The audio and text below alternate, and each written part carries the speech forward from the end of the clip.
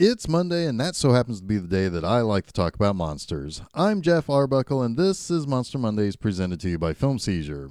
Of course, you can catch new episodes of Film Seizure with myself and Jason Oliver on Wednesdays, but Mondays are for me to talk about monster movies. Over the past 48 episodes of Monster Mondays, I've covered a handful of movies that became known to me through the comedic brilliance of Mystery Science Theater 3000. Be it slimy wormy worms, or melting men, or horrors from Party Beach, or cucumber monstrosities from Venus, mad monsters, or even Gamera himself, I have fairly easily navigated the wasteland of the level of movies that would be riffed on aboard the Satellite of Love. Sure, maybe not all of those movies were technically all that great, but today, today, this is going to be quite the feat to convince people that there are actually three good things about 1988's Hobgoblins, directed by Rick Sloane. This was an episode that is considered one of the better of the Mike Nelson era of the series, but also one of those instances in which they actually ribbed the director pretty good. But don't take it from me. Just listen to some of the things that Mike, Crow T. Robot, and Tom Servo had to say about Rick Sloane. So, Mr. Rick Sloane. Hello, and how are you? Good. Say, why don't you explain to the good folks exactly what... Good! May I just say how nice it is to meet you all. My accommodations are just lovely, and everyone's been so nice. Rarely have I been treated... Can we just please talk about your film? Certainly, my film, yes. Yes. Okay, right. When you came up with the idea for Hobgoblins, were you high on crack? Say yes. Yes. I had been doing quite a bit of crack that day, as I recall. Yes, good. That helps me understand, if just a bit. Now, another question I'm sure everyone who has seen the movie Hobgoblins has on their lips, and forgive me if I don't phrase this in just the right way. Are you, in fact, a total idiot? Say yes. Yes, I am an idiot, that is correct. How penetratingly intelligent of you to notice. You know, Servo, I couldn't help but notice Stay out of it, Nelson. Okay, right. Now, director of this film, Mr. Rick Sloane, another question that I've been asked to put to you by the legions who have enjoyed your film Hobgoblins. Did someone open up your skull and carefully replace your brains with rat droppings? Say yes. Yeah, man. Yes. Once again, your insight is quite correct. I was home one night, right before the filming of my hit film Hobgoblins, when I received an unsolicited call suggesting I try their service, wherein they replaced my brains with rat droppings. It was a good deal, so I said yes. Good. Another mystery solved. Well, thank you for your time. Actually, Servo, I think you have time for another question. Oh, really? Gee, I wasn't really prepared. Rick, how are you then? As I stated before, I'm good, thank you. Good. So, Rick Sloane. Good. Do you have any hobbies at all? Nope. Really? No hobbies? None. But Mr. Sloane is kind of a man after my own heart. For 48 consecutive episodes, and soon to be 49, I've talked about how you can read a new piece from me at my website, B Movie Enema, every Friday morning. Well, I ain't just whistling Dixie about the types of movies I watch on the site. I've seen a considerable number of B movies. Sometimes they were made because the director wasn't very good at bringing his vision to life. Sometimes it was to pay bills in a particularly hard time. Whatever the case may be, not many directors are particularly proud to be specifically B-movie directors. Rick Sloane is a little bit different. He kind of revels in it. I'm betting he got a kick out of the MST3K bit, and he was pretty young when he made Hobgoblins. Still in his 20s, as a matter of fact. Of course, critics hated it, but I swear there is a charming 80s quality to it that makes it incredibly fun to watch. But I'll get to that part of this episode eventually. Sloane was basically known for doing exactly two things, Hobgoblins and the Vice Academy series. First, Hobgoblins, which is what we're here for, is probably really what got him through the door, specifically for low-quality B-movie fare. I should say that he did make Hobgoblins 2 in 1989, a full 21 years after the original. But what makes that so damn special is that the movie takes place immediately after his first movie and stars look-alike actors playing the characters from the first Hobgoblins. That's what you call B-movie authorship. The other, Vice Academy, well, this is kind of a Police Academy knockoff, but sexy with mostly overly sexy actresses in the roles. Interestingly, it had a fairly large audience as they aired on USA, usually through USA's Up All Night, which was most notably hosted by Rhonda Shear. I mean, yeah, Gilbert Gottfried did originally host Up All Night, but guys my age had Friday night movie dates in the 90s with Rhonda Shear. Fun fact, I mentioned Sloan did Hobgoblins while still in his 20s. Yeah, he's younger than Rhonda Shear. So she was hosting his Vice Academy movies on Up All Night, and she was his elder. That's not usual. That's not particularly usual when it comes to movie hosts and the movies they play.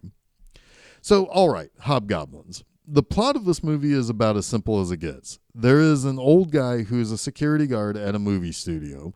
Locked up in the film vault at the studio are these little hobgoblin guys.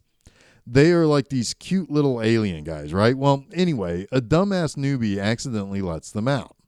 They have the power to basically make people's deepest desires manifest. For the most part, they are hallucinations, but people are acting on them in the real world. Also, one guy wants to have sex with a sexy hooker and the hobgoblins make the girl appear, but she's also real and tries to kill him. Look, what I'm trying to say here is don't fucking worry about no rules, all right? I mean, this movie wants to rip off Gremlins, and goddamn it will rip off Gremlins by hook or by crook. Got it? Anyway, the old man who initially locked up the hobgoblins a bunch of years ago gets help from some youngsters, and they have to avoid the hobgoblins' traps and tricks and ultimately survive the day.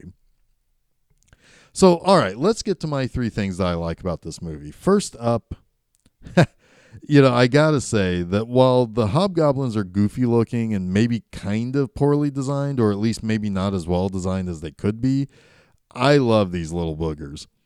The rise to the same level of levity as the rest of the movie, they really kind of do that pretty well. Case in point, in several moments of this movie, they are just kind of hanging out with the characters, like over their shoulders or something, and they're reacting to shit while also kind of breaking the fourth wall. It's charming as all get out. Second, I actually love these really dumb characters in this movie. The dialogue is probably purposely dumb and meant to be kind of overdone from the actors. You have our main guy, Kevin, and he's kind of this down on his luck doofus. His girlfriend, Amy, is kind of controlling and sexually repressed. On the other side of this relationship, you have this army guy, Nick, who is overly macho, and his girlfriend, sex-crazed Daphne, who is your prototypical 80s babe who just wants to get laid by Nick. Finally, you have Horndog Kyle, who just wants to have sex with a phone sex hooker named Fantasia. They all play these kind of archetypes of 80s people, and it's just ridiculous. At one point, Nick and Kevin are having a gardening tool fight to prove each other's manliness because that's just what guys did in the 80s. I mean, if it weren't for all those liberal SJW turds out there, I'd be outside right now challenging my neighbor to a gardening tool fight right fucking now. Anyway, Amy is the good girl who has her inhibitions unlocked by the hobgoblins, and she gets real sexed up and performs as a stripper at a shitty nightclub called Club Scum. Once all the hobgoblins are wiped out, the only thing that really changes for our friends is that Amy and Kevin are gonna have sex with each other. Nothing changes for Nick and Daphne, and Kyle is still going to have that phone sex. It kind of kills me that this movie has 0 noteworthy deaths. Everyone basically lives, and everything goes back to their natural course like a sitcom would.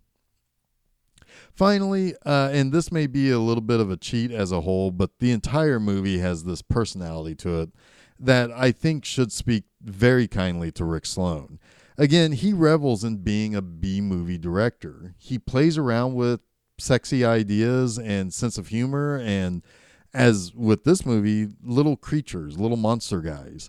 It's obvious he saw Gremlins a few years before this and thought, okay, Yes, but what if the Gremlins made Phoebe Cates a stripper at Dory's pub? Oh, and Dory's was called Club Scum. Now, some of you might think that that isn't very funny. Some of you might even think that it is pretty goddamn juvenile. But you see, the real art of it is, it really is super duper juvenile. And the 80s were just the goddamn best. Hey, guess what? Next week's Monster Mondays is episode number 50. Can you believe I've already done 50 of these goddamn things? And like you, I have no idea how I did it. For episode 50, though, I want to take it all the way back to the very first Monster Mondays that I ever did. And the first monster I talked about, which was the king himself, King Kong. Now, the 1976 version, which as I said, my very favorite one, we've talked about that, and I said that I would, without a doubt, no matter how much I love the 70s one, the 1933 King Kong is one of the most important films ever made in terms of spectacle and how movies could be made with special effects, and that I would eventually get around to that. So be sure to come back here next week for me to talk about the original 1933, just incredibly important King Kong. So that wraps up this week's Monster Mondays. Until next week, I'll see you later. And don't forget to check out new episodes of Film Seizure every Wednesday and a new installment of Monster Mondays each Monday on filmseizure.com. And be sure to check out new posts at my website, bmovieanima.com, each and every Friday.